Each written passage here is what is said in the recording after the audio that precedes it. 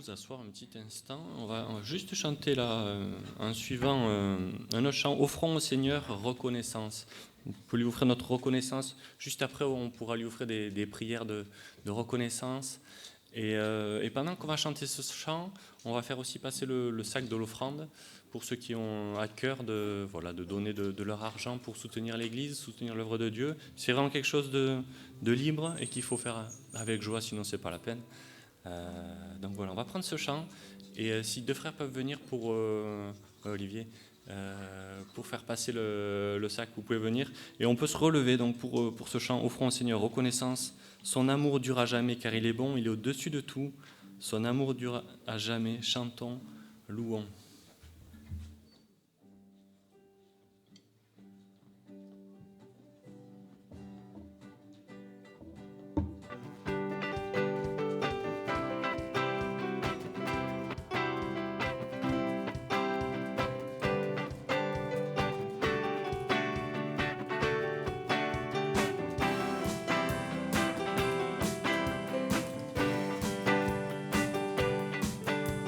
Offrons au Seigneur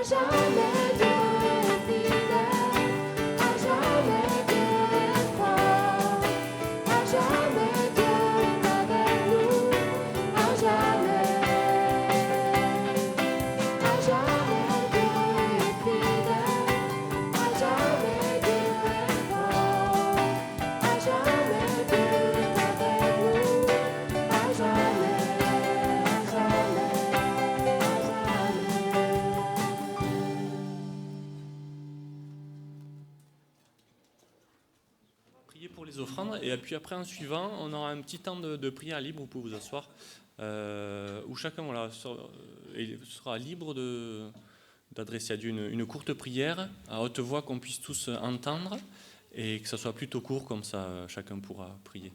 Vas-y pour les offrandes. Seigneur notre Dieu, aujourd'hui on est là pour se souvenir que tu nous as tout donné à la croix. Seigneur, que tu es mort pour nos péchés et que tu n'as rien laissé derrière toi. Alors Seigneur, on veut te remettre ces offrandes qui ont été données de tout notre cœur, Seigneur. Peu importe la quantité ou la valeur, Seigneur, c'est de te donner. Et Seigneur, on te donne tout avec bonheur, Seigneur, de tout notre cœur. Alors, puisses-tu accepter ces offrandes, Seigneur, et qui sont toutes petites, Seigneur, mais qui témoignent vraiment de notre amour pour toi.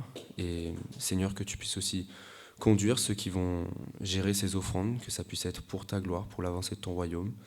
Et Seigneur, que ces offrandes puissent être utiles pour toi. Merci Seigneur de conduire ces moments. Au nom de Jésus. Amen.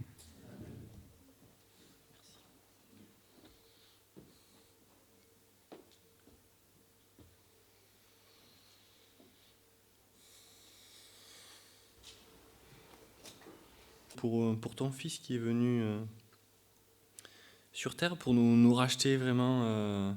Merci pour cette grâce. Nous ne méritons rien, mais toi tu nous offres tout. Alors on veut vraiment te dire merci et t'adorer ce matin. Amen.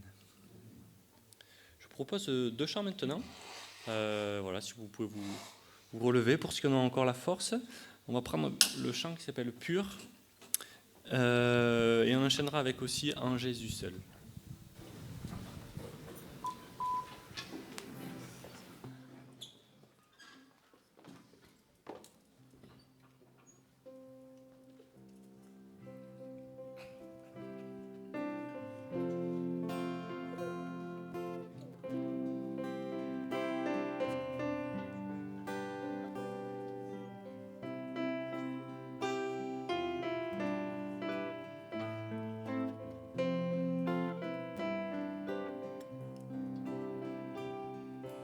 Ton sang si précieux m'a pardonné, blanc, oui, plus blanc que la neige. Tu fais battre en retraite mon péché et ma honte, et par cette alliance tu me restaures. Donc je me lève pour t'adorer, ma vie est parée par ta bonté. C'est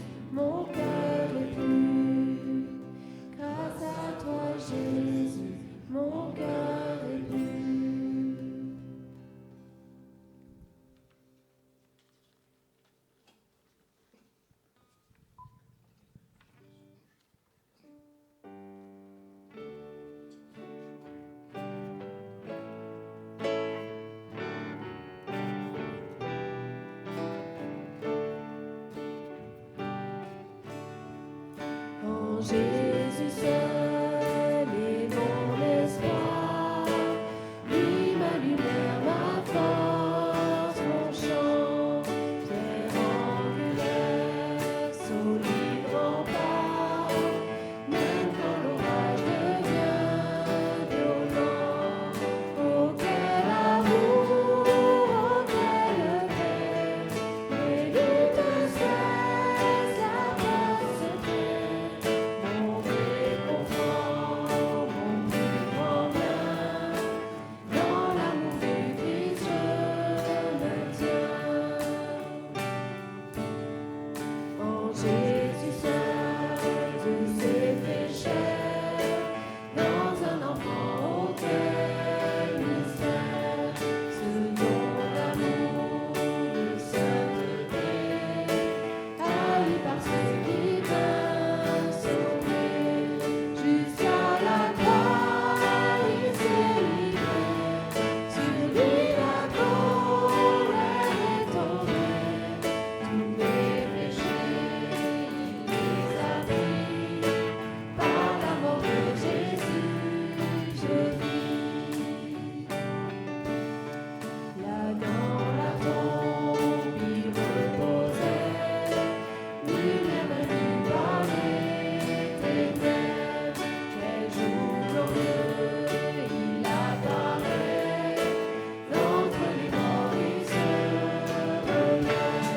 Et sur ma vie, à sa victoire, le péché perd tout son pouvoir. Il est à moi, je suis à lui, acheté par le sang du Christ. Je vis en paix, je meurs sans crainte, gardé par la puissance du Christ. Du premier cri au dernier souffle, Jésus est maître de ma vie. Les plans des hommes ou du malin, le temps arrache de sa main, et qui revient me rappelle, par la force du Christ je tiendrai, et qui revient me rappelle, par la force du Christ je tiendrai.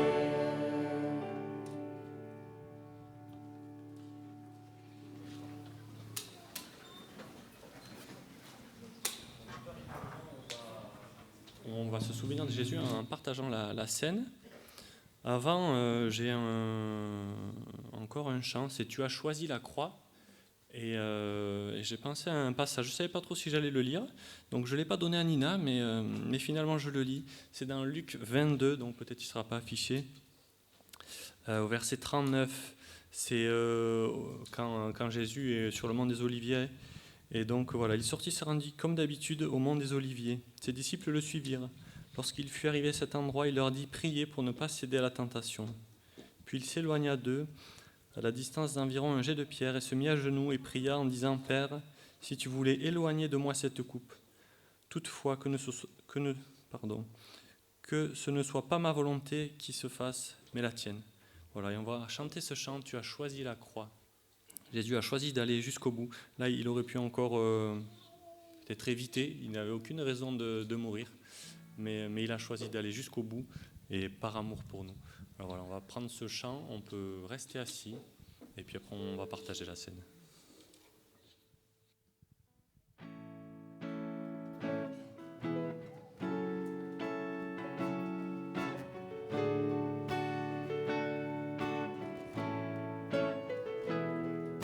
Tu as choisi la croix, une vie parfaite, une mort parfaite,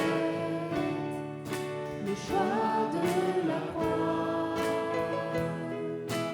Ta couronne était d'épines, tu nous couronnes de ta vie, le choix de la croix. Et quand ton âme était brisée d'angoisse, soumis jusqu'à la mort, tu as vaincu.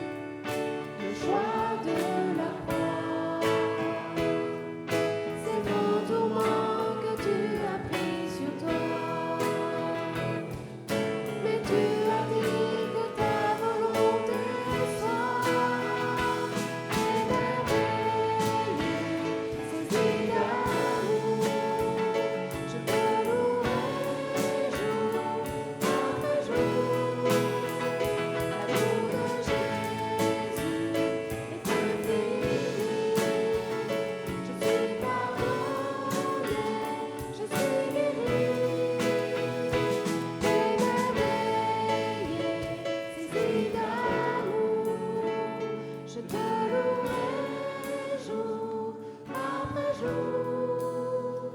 L'amour de Jésus est infini. Je suis pardonné, je suis guéri.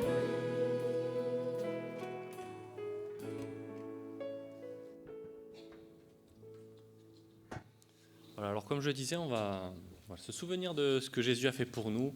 Il nous a proposé 2 symboles simples, du pain et du vin. Nous, on va prendre du jus de raisin. Et voilà, pour se souvenir, ce sont juste des symboles pour nous rappeler de sa mort et après par la suite de sa résurrection. Alors on a l'habitude, pour ceux qui veulent partager ce repas, qui ont été baptisés et qui vivent une vie selon ce que Dieu nous demande. Si vous voulez vous mettre debout, comme ça sera plus facile pour distribuer les éléments. Ce n'est pas ceux qui sont meilleurs qui sont debout, ça n'a rien à voir. Donc voilà, je vous propose, ceux qui veulent partager ce repas, de vous mettre debout. On va venir distribuer les éléments. Si les frères que j'ai vus au début du culte, vous pouvez venir. Et voilà.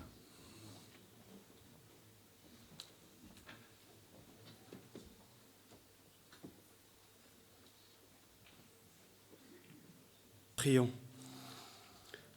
Notre Dieu, notre Père, nous voudrions tout d'abord nous agenouiller dans nos cœurs, Seigneur, nous agenouiller dans l'humilité, devant notre Seigneur glorieux, devant le Seigneur Jésus.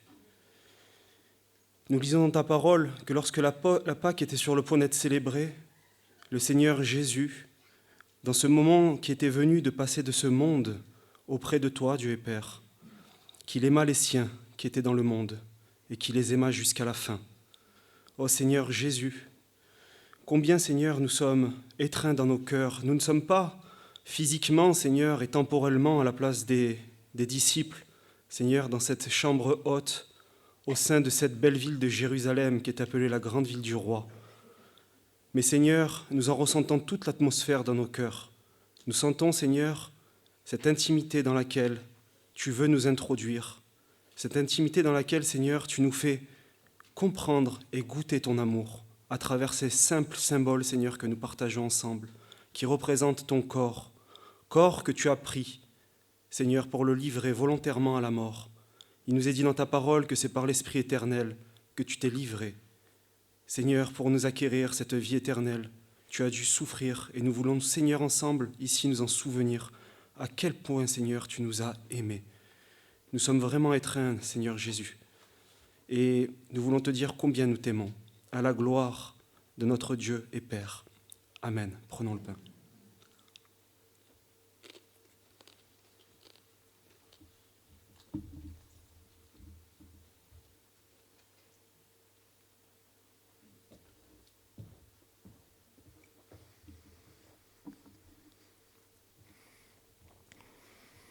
Seigneur Jésus,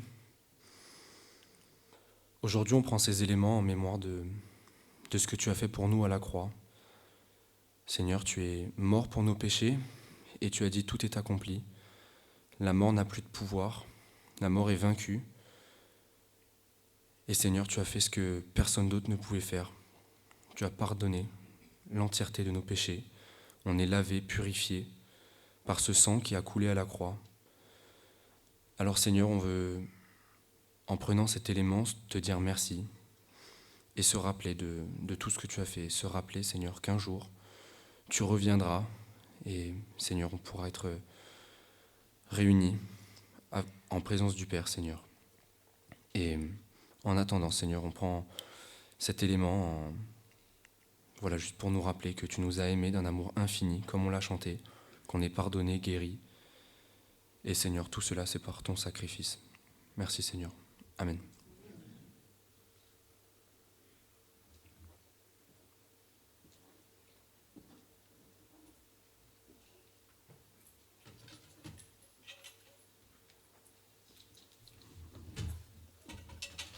Alors, vous pouvez vous rasseoir, on va passer ramasser les coupes. C'est comme ça, donc on termine notre première partie du culte. Les enfants, est-ce qu'ils ont une classe aujourd'hui? Ils n'ont pas de classe aujourd'hui, d'accord. Donc on va passer au message. Si Georges, tu veux bien venir pour nous donner le message. que tu as pour nous aujourd'hui.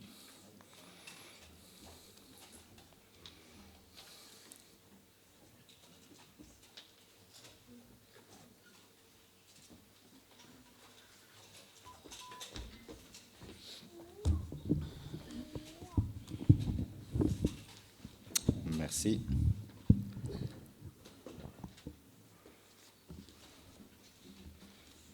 Bonjour à chacun et à chacune. J'étais en train de penser que c'est un grand privilège de pouvoir être ici ce matin, de pouvoir être ensemble et de nous rappeler ce que le Seigneur Jésus il a fait. Donc, ce matin, j'aimerais que nous puissions voyager un peu, que nous puissions aller en reculant et nous rappeler le peuple d'Israël quand il vivait dans le désert. Et je crois qu'aujourd'hui, nous ne sommes pas dans le désert. Enfin, on peut dire que nous pouvons marcher aussi dans un désert. Nous sommes dans un monde un peu difficile où il y a la méchanceté, où il y a la violence, il y a beaucoup de diversité. Il y a des croyants, il y a des non-croyants. Et vous savez que les non-croyants ont quand même des moments où ils prient Dieu, sans conviction, mais ils prient. Certains même vont faire baptiser leur bébé, et d'autres implorent Dieu dans la détresse. Ça, ce sont des non-croyants. Mais il y a aussi, inversement, il y a des croyants qui ont des moments aussi de foi, des moments où on est plein d'enthousiasme, et il y a des moments aussi où nous tombons aussi dans le doute, dans l'incrédulité. Thomas est un exemple. Il a eu un moment d'incrédulité. Mais Dieu veut que la foi domine sur l'incrédulité. Que ce soit aujourd'hui, ou que ce soit jadis, ou que ce soit dans l'avenir, Dieu veut que nous soyons en marche vers un pays bien merveilleux que celui d'ici-bas. Le peuple d'Israël a été en marche vers le pays que Dieu avait promis. Ce peuple, avant d'y arriver, eh bien, il est passé par des moments difficiles, il est passé par le désert. Et vous savez, le désert, c'est l'école de la foi. Dans le désert, on sait que la vie n'est pas facile, elle n'est pas confortable, parce qu'il y a la chaleur, il y a le sable qui est brûlant, il manque de l'eau, c'est une longue marche qui est pénible. Et en plus, c'est une marche à pied, ce n'est pas évident. Dans cette marche, pour atteindre le pays promis, eh bien, le peuple a raté bien des choses. Et je me dis que parfois, nous aussi qui sommes dans une marche, eh bien, nous vivons des choses qui ne sont pas faciles non plus. Nous trouvons beaucoup de peine, de tristesse, d'épuisement, de doute. Et ce qui devait être une école de la foi, eh bien, devient une école de manque de foi. Et dans la traversée du désert même, on peut voir, à travers l'histoire que nous allons lire, les conducteurs n'ont pas toujours réussi à l'école de la foi. Ce qui est tragique, mais ce qui peut être aussi un encouragement pour nous. Alors, je vous invite à lire un passage dans la Bible, justement. On va voir le peuple d'Israël. On va lire dans Nombre au chapitre 20, les versets 1 à 13. Nombre chapitre 20, versets 1 à 13. Alors, je lis. Toute l'assemblée des enfants d'Israël arriva dans le désert de Tsim le premier mois, et le peuple s'arrêta à Kadès. C'est là que mourut Marie et qu'elle fut enterrée. Il n'y avait point d'eau pour l'assemblée, et l'on se souleva contre Moïse et Aaron. Le peuple chercha querelle à Moïse. Ils dirent, « Que n'avons-nous expiré quand nos frères expirèrent devant l'Éternel ?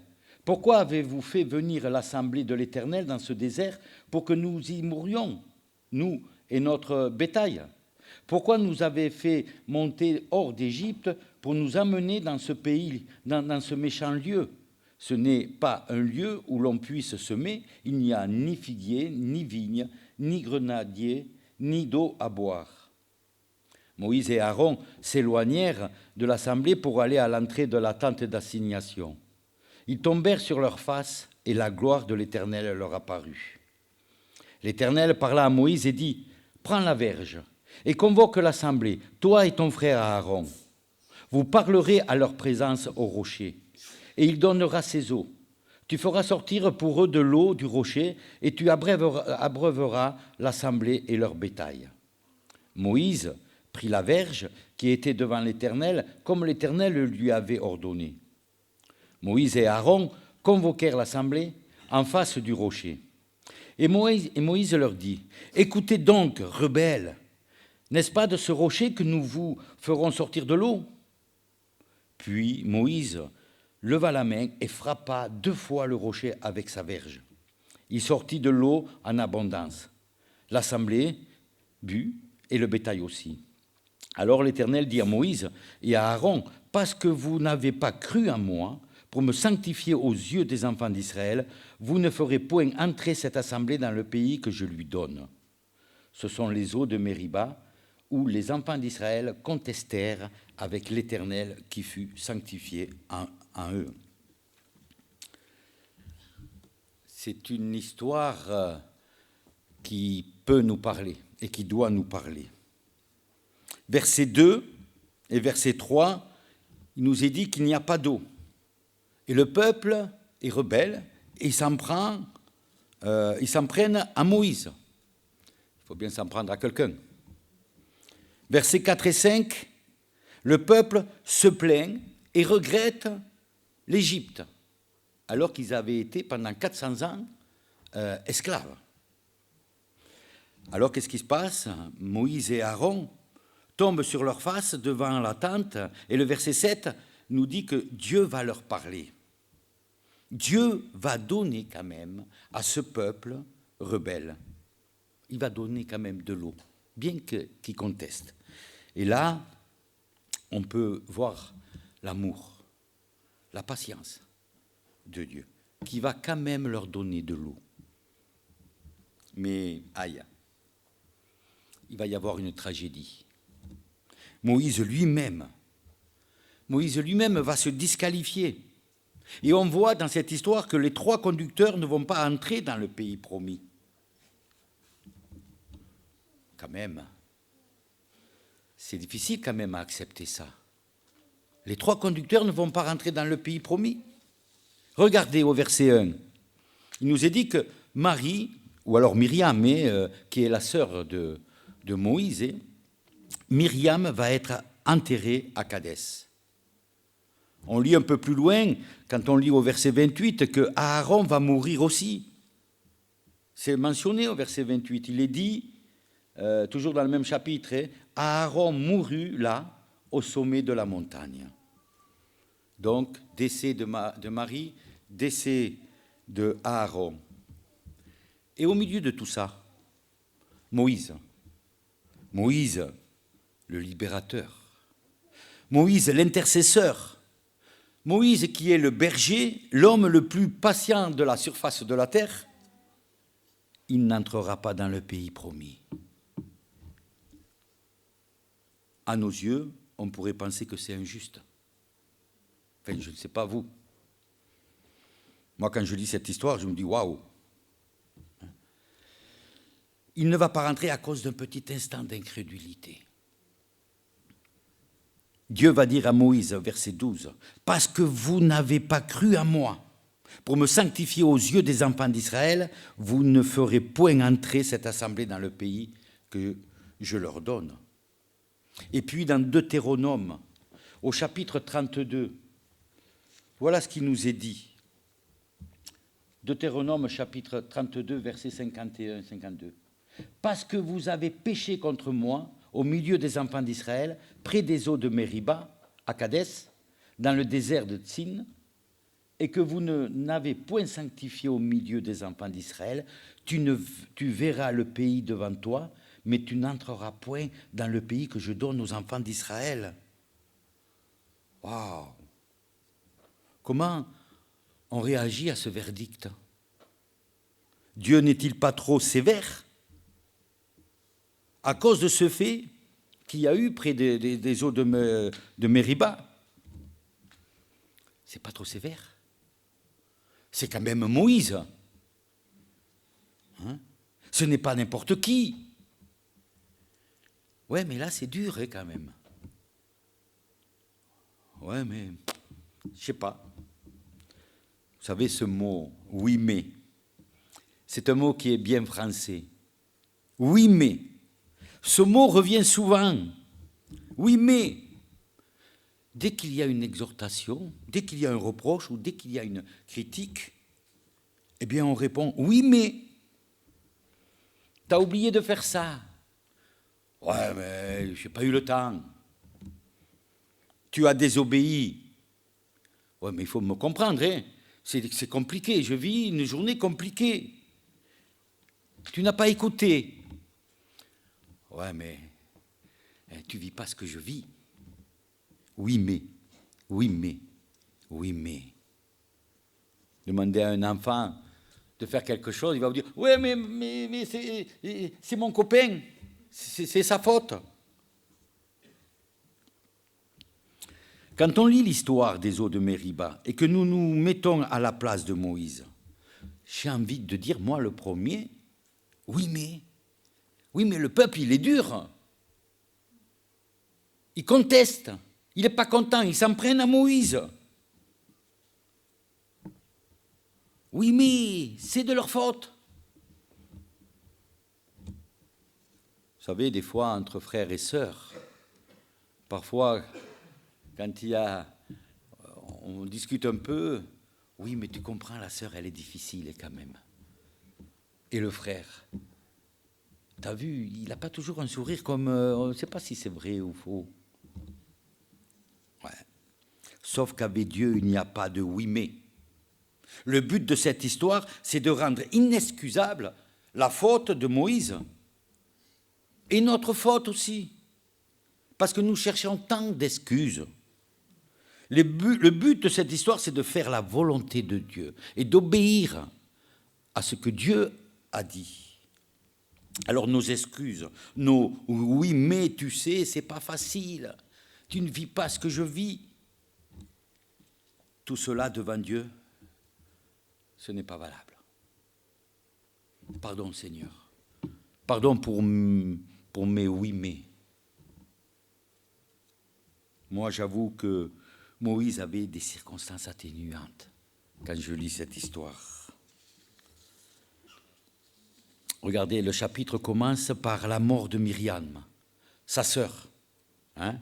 On peut comprendre que Moïse n'est pas dans un état de forme olympique. Et il y a le peuple aussi qui conteste encore et encore.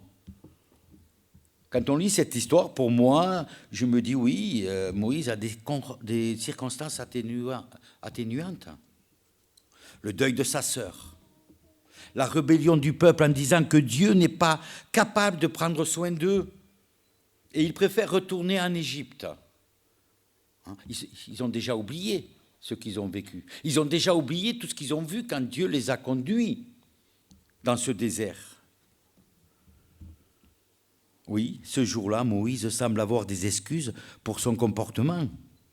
Il avait aussi des raisons personnelles. Il y a le contexte qui souvent, nous aussi, nous fait dire « oui, mais ».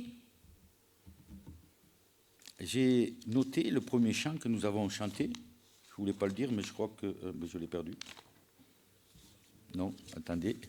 Je vais essayer de retrouver ma feuille, pardon, mais je ne voudrais pas me mélanger. Où il est dit « Je suis né pour te louer. Je suis né pour t'obéir en toutes circonstances. » Facile de le chanter. Hein? On l'a tous chanté. En toutes circonstances. Ouais. Moïse avait des circonstances. Mais vous savez, les circonstances ne justifient pas notre désobéissance. Les circonstances ne justifient pas notre manque de confiance. Les circonstances ne justifient pas de nous mettre en colère contre Dieu ou contre notre frère, même s'il y a des excuses. Mais les circonstances ne doivent pas nous empêcher de enfin, d'avoir une maîtrise de soi, ça fait partie du fruit de l'esprit. Dieu maîtrise les circonstances. Il n'y a pas de circonstances atténuantes, il y a des circonstances sanctifiantes. Et ces circonstances-là font partie de son plan pour fortifier notre foi.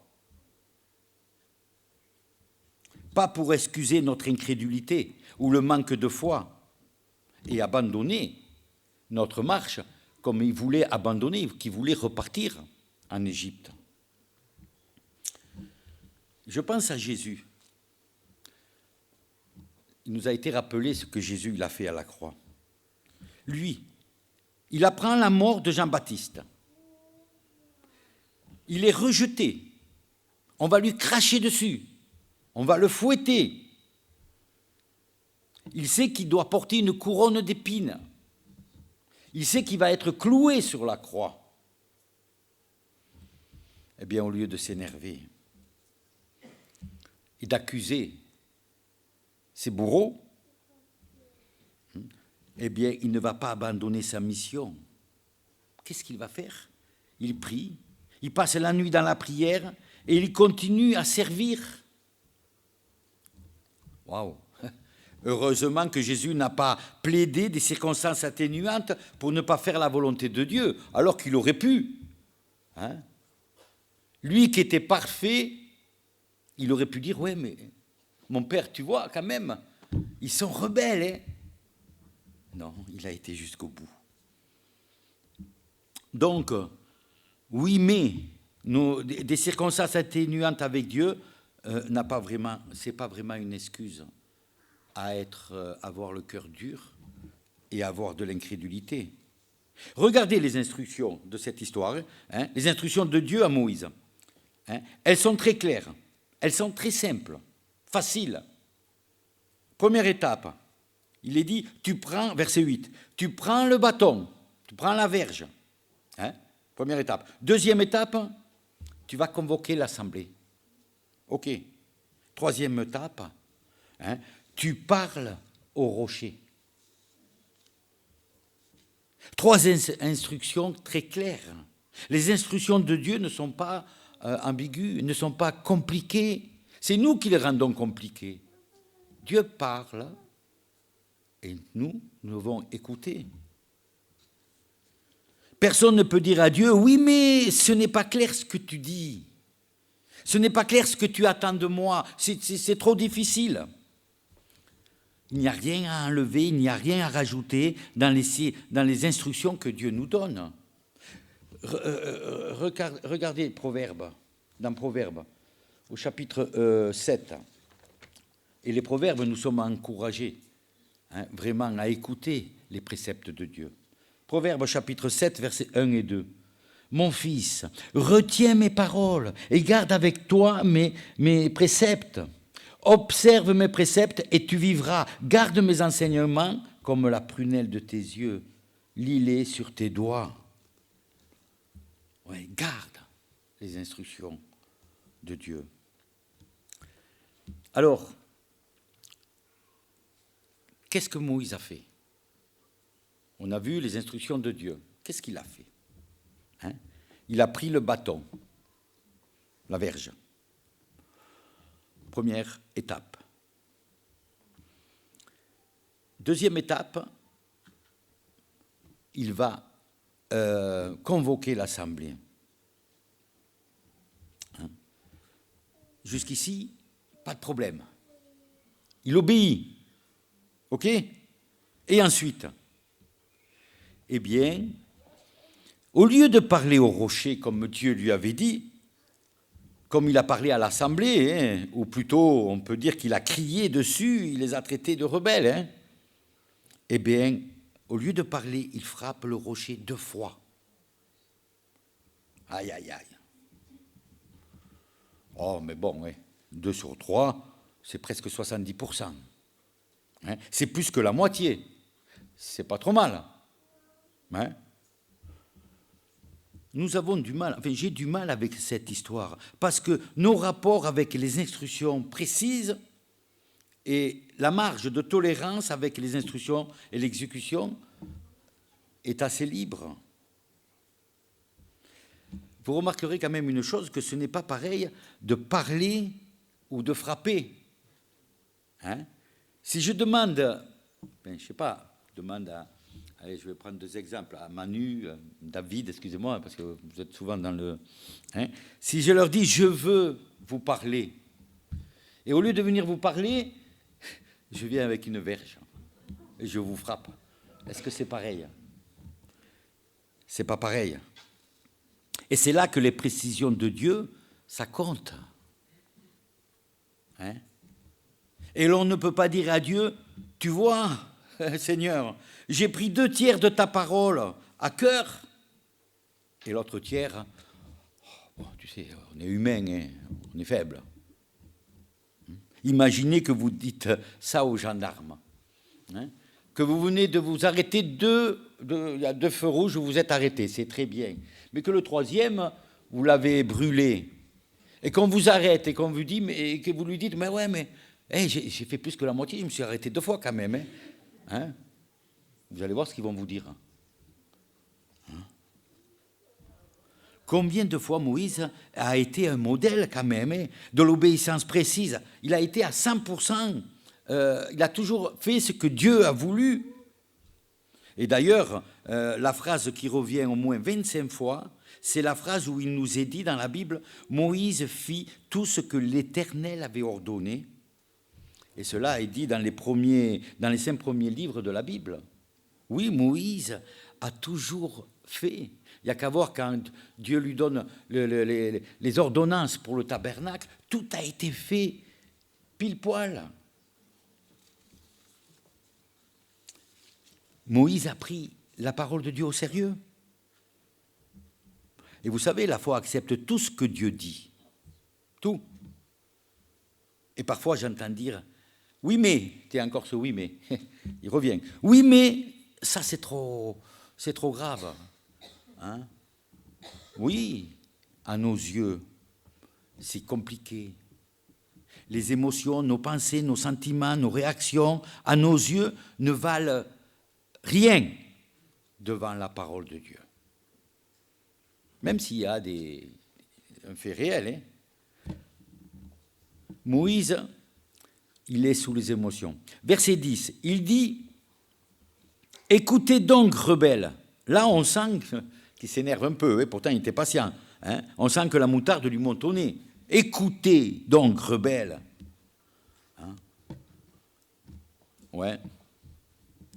J'ai envie de dire que la moutarde lui est montée au nez, mais est-ce que la moutarde ne nous monte pas souvent au nez? Hein? Enfin, pour moi, ça m'arrive. J'ai des fois des excès de colère. Et quand je lis cette histoire, je me dis, mais Seigneur, j'ai de quoi m'humilier devant toi. Le rocher, c'est Moïse qui nous apprend que le rocher représente Dieu. Ce rocher, c'est Christ. Il frappe le rocher publiquement. Il manifeste une colère contre Dieu lui-même. Hein. Ouais, mais je suis une personne sensible, moi, très fragile, émotionnelle. Ça ne vous arrive pas de dire, ouais, mais j'ai pété les plombs, ça arrive, non? Oui, mais moi je parle cash, je dis la vérité, je dis ce que je pense. Oui, c'est bien de dire ce qu'on pense, mais il y a la façon de le dire. Est-ce qu'il y a de l'amour dans ce que vous pensez dire à un frère ou à une sœur? Oui, dis-moi ce que tu penses et je te dirai qui tu es. Ouais, j'ai pété un câble. Ça arrive, on est humain. Il m'a poussé à bout. Ça vous arrive pas de le dire? Il m'a poussé à bout ou elle m'a poussé à bout. Bien sûr, c'est pas ma faute. C'est à cause de l'autre. De toute façon, il ne comprend rien. Alors, j'ai beau lui expliquer les choses, il ne comprend rien. Enfin, là je parle comme... Je dis ces choses-là comme je parle. Hein. Alors, peut-être que vous dites la même chose. Vous savez, nos émotions ont raison de nous. En réalité, ces émotions montrent ce que nous sommes vraiment. Nous sommes responsables de nos émotions et de notre vie émotionnelle. En d'autres termes, cela veut dire que nos émotions n'excusent pas notre comportement. Ouais, tu peux être pète-feu, tu peux faire beaucoup de choses, mais ça n'excuse pas, hein, si ce n'est pas selon la volonté de Dieu. Oh, j'étais en colère. Hein. Eh bien, j'ai frappé ma femme. Non, n'allez pas croire que j'ai tapé ma femme, mais enfin, il y a des femmes qui sont battues, non? Hein? Oh, je suis tombée amoureuse, donc j'ai trompé mon mari. Une fois. C'est pas grave. J'étais triste, donc j'ai coupé le contact avec Dieu. J'ai été déçu. Un frère dans l'église ou une sœur m'a dit ça. Eh bien, je vais quitter l'église. C'est des excuses, ça. Ces excuses ne sont pas valables devant Dieu. Il est vrai que dans notre société, hein, puisqu'on parle de Moïse, qui était quand même le berger, les responsables bénéficient des exceptions dans certains droits. Imaginons que le président de la République, je crois que quand il fait son terme, là, son mandat, je crois qu'on ne peut pas l'accuser, on ne peut pas le mettre au tribunal. Hein? Non, parce que c'est un homme politique, c'est un homme important. Moïse était le chef, Moïse était le pasteur, le berger. Et comme vous le savez, hein, les conducteurs seront plus sévèrement jugés. Le verset 10 rappelle que Moïse était le chef et il dit « Écoutez, rebelles, est-ce de ce rocher que nous ferons sortir de l'eau ?» Est-ce de ce rocher que nous ferons sortir de l'eau? Ici, il prend la place de Dieu. Pourtant, Moïse, c'est le numéro 2. Oui, Dieu l'a choisi et lui a donné l'autorité. Et c'est pour cela qu'il est encore plus inexcusable. Le peuple devait apprendre à marcher par la foi. Et nous devons apprendre aussi, nous, à marcher par la foi. Mais là, Moïse est un contre-exemple. Oh, je ne le critique pas. Hein. Je suis loin d'être à sa hauteur. On n'est peut-être pas tous des chefs, mais on doit être tous un exemple pour d'autres personnes. Et en plus, en tant que responsable d'église, en tant que parent, en tant que maître, chef d'équipe, en tant que patron, nous sommes tous tenus à montrer une vie de foi, car cela va impacter d'autres vies. Et nous sommes des exemples pour nos enfants, nos voisins, nos collègues.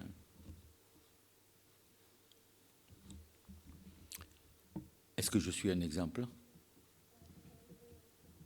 Est-ce que vous êtes un exemple? Alors, voilà, des excuses non valables. Donc, est-ce que Dieu a été trop dur avec Moïse? Dieu qui a conduit son peuple, qui a pris soin de lui, qui les a nourris, qui a contrôlé tout. Eh bien, le manque de foi est un affront. Est un affront à Dieu. Est un affront à son amour, à tout ce qu'il a fait. C'est un affront à sa sainteté. Je rappelle que Moïse, avant tout ça, avant que Dieu l'appelle à être ce libérateur, eh bien, Moïse, c'était un assassin. Il avait tué un Égyptien, non? C'était un fuyard. Il a fallu qu'il fuit. Et en plus, il avait la langue embarrassée. Mais une chose qui est sûre, c'est que rien de cela ne l'avait disqualifié du pays promis. Pourtant, c'était un assassin. Ça ne l'a pas disqualifié, ça. Et il y a quelque chose qui me frappe aussi dans cette histoire. C'est ce qui se passe après. Après la désobéissance, nous pouvons voir la bonté de Dieu quand même, qui est intéressable. Le verset 11 de ce chapitre 20. Hein? Il sortit de l'eau en abondance. Hein? Voilà, je me dis, mais quand quelqu'un est rebelle envers moi, il n'y a pas toujours de bonnes choses qui sortent de moi. Hein? Mais là, Dieu donne quand même de l'eau. Donc, l'eau sort en abondance, l'assemblée, elle peut boire. Et le bétail aussi. Vous savez, Dieu aurait pu agir autrement. Puisque tu as désobéi, puisque tu es rebelle, puisque tu veux retourner en Égypte, eh bien, je vais fermer les robinets. Non, il n'a pas fait ça. Encore l'amour de Dieu. Il les a bénis abondamment. Ça doit nous apprendre à faire confiance à celui qui est plus grand que Moïse. Dieu donne avec amour. Le seul parfait, c'est Jésus. Quand tu regardes la biographie de Jésus, eh bien, on trouve là un conducteur, un libérateur, un intercesseur, obéissant, qui a toujours honoré Dieu le Père et qui a toujours cherché la volonté de Dieu avant la sienne. Oui, Jésus aurait pu avoir de bonnes excuses pour ne pas aimer ses disciples, pour ne pas aimer ceux qui lui ont craché, ceux qui lui ont mis en croix. Oui, il aurait pu avoir de bonnes raisons et de bonnes excuses. Il a fait plus. Il a lavé les pieds. Quel amour. Jésus a toujours respecté à 100% la parole de son Père. Il a parfaitement géré ses émotions. Il a parfaitement géré ses angoisses. Il cherchait d'abord la volonté de Dieu et non la sienne. Pour lui, pas d'excuse valable. Jésus a fait ce que Moïse n'a pas pu faire, nous amener jusqu'à la présence de Dieu. Vous savez, Jésus est cette source intéressable de pardon, de grâce. Et Jésus, il a dit, si quelqu'un a soif, qu'il vienne à moi et il aura des fleuves d'eau vive. Bonté de Dieu. Dieu ne ferme pas les robinets. Si quelqu'un vient à Jésus, Jésus va lui donner à boire. La seule chose qui nous priverait du paradis, c'est de ne pas boire. Et c'est de ne pas aller au pied de Jésus. Vous savez, ce n'est pas mon passé, ce n'est pas votre passé, ce n'est pas vos échecs, c'est l'incrédulité. Ce qui a empêché la génération première de rentrer dans le pays de Canaan, bien ça a été leur incrédulité. Et je rappelle que toutefois, le pays de Canaan n'est pas le paradis en soi. Non, je pense que ce que Dieu a en réserve, ça sera beaucoup plus meilleur que le pays de Canaan. Moïse et Aaron, et c'est ce qui me rassure, eux ne sont pas entrés dans ce pays terrestre, c'est vrai. Mais le verset 23 et 24 nous dit que Aaron sera recueilli et de son peuple, il sera recueilli dans la présence de Dieu vers sa nouvelle patrie. Quant à Moïse, lui non plus ne rentrera pas dans le pays terrestre, on l'a dit. Mais il est allé vers le meilleur. D'ailleurs, on le retrouve plus tard parler avec Jésus et Élie, ensemble. Ils sont ensemble. Même dans l'Apocalypse, il nous est dit qu'on chantera le cantique de Moïse. Il y a une chose qui me frappe aussi. Je suis frappé quand même que Moïse a pris le verdict de Dieu qui lui dit non, tu ne rentreras pas dans le pays. Lui, Moïse, qu'est-ce qu'il fait là? Il garde la foi. Il garde la foi. Oh, il aurait pu contester le verdict de Dieu.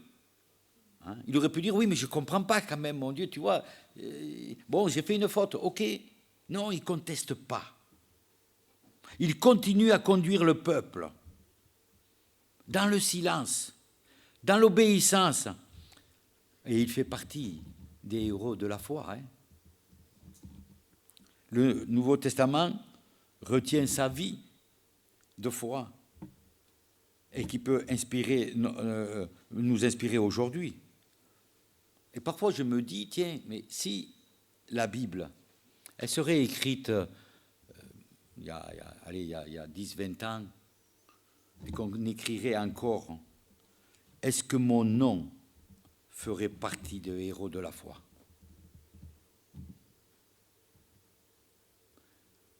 Alors sans prétention, je dis que oui.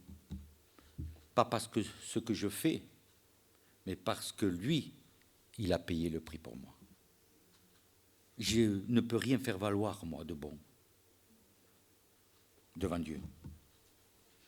Il a payé le prix pour moi. Alors, frères et sœurs, et vous, amis qui regardez chaque dimanche sur Internet, j'ai envie de vous dire, gardez le silence devant Dieu. Qui suis-je? Qui tu es, toi, pour contester devant Dieu? Ou des fois, j'entends dire, oh, mais quand on dit que oui, Dieu reviendra, on sera devant lui, devant le jugement, et que j'entends dire des personnes qui disent, oh, mais moi, quand je serai devant lui, ben tu vas voir ce que je vais lui dire. Malheur. Malheur. Et que le Seigneur les éclaire. Hein? Ne conteste pas devant Dieu. Arrête de donner des excuses. Oui, tu vis telle chose. Eh bien, garde le silence. Garde le silence devant le Maître, devant Jésus-Christ. Le salaire du péché, c'est la mort. Eh bien, Dieu t'offre le salut en Jésus-Christ. Tu traverses le désert? Peut-être. Tu passes par des difficultés? Oh, sûrement. Mais ne sois pas incrédule. Garde la foi. Tu es dans le désert? Eh bien, c'est l'école de la foi. Parce que Dieu veut nous apprendre à l'école de la foi. Il veut nous apprendre la patience, l'amour. Éviter de contester, de donner des excuses tout le temps. Ouais, j'en peux plus, c'est l'autre qui m'énerve. Tu n'es peut-être pas un héros de la foi. Tu n'as peut-être pas la vie que tu espères. Mais Dieu a pour toi le pays bien meilleur. Alors, regarde devant et marche en silence vers le pays céleste.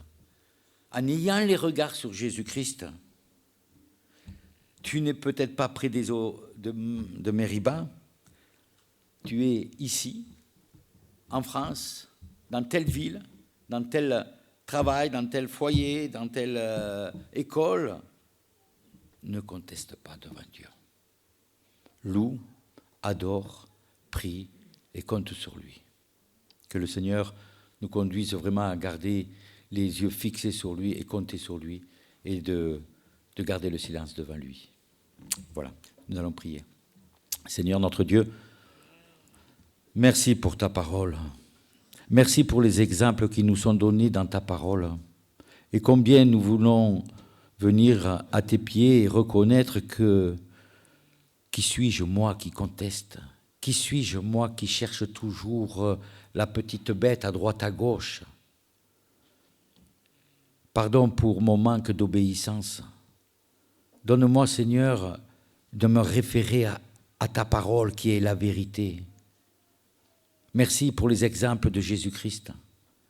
Merci parce que tu veux nous accompagner et tu as le meilleur pour chacun de nous ce matin.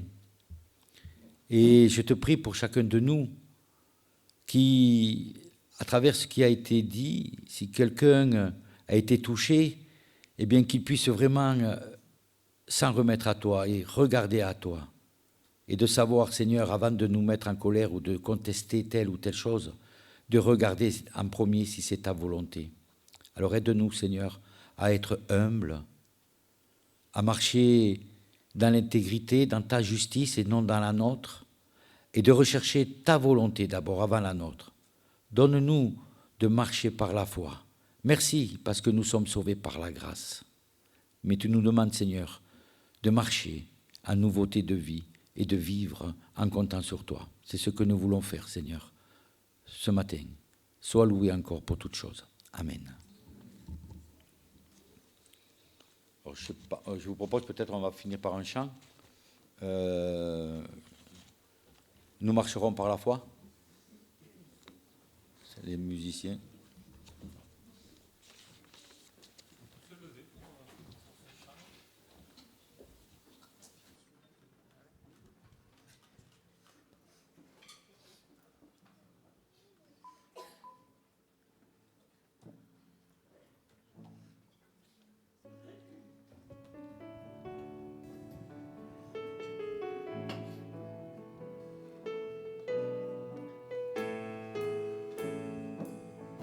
Celui qui met en Jésus une pleine confiance, jamais ne chancelle plus, compléter sa délivrance. Par la foi, nous marcherons, par la foi, nous triomphons, par la foi, mon Rédempteur.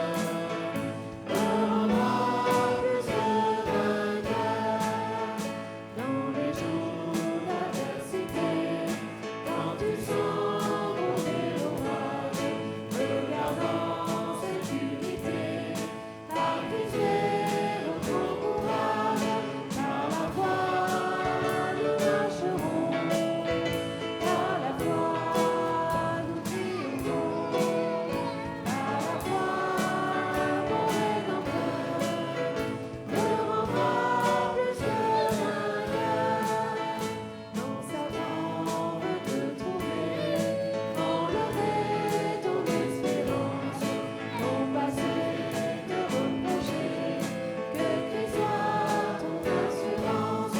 Par la foi, nous marcherons, par la foi, nous triomphons, par la foi, mon Rédempteur me rendra plus que vainqueur. Par la foi, je marcherai, en comptant sur ses promesses. Par lui, je triompherai, en tout temps de mes détresses. Par la foi, nous marcherons, par la foi, nous triomphons, par la foi, mon Rédempteur me rendra plus que vainqueur.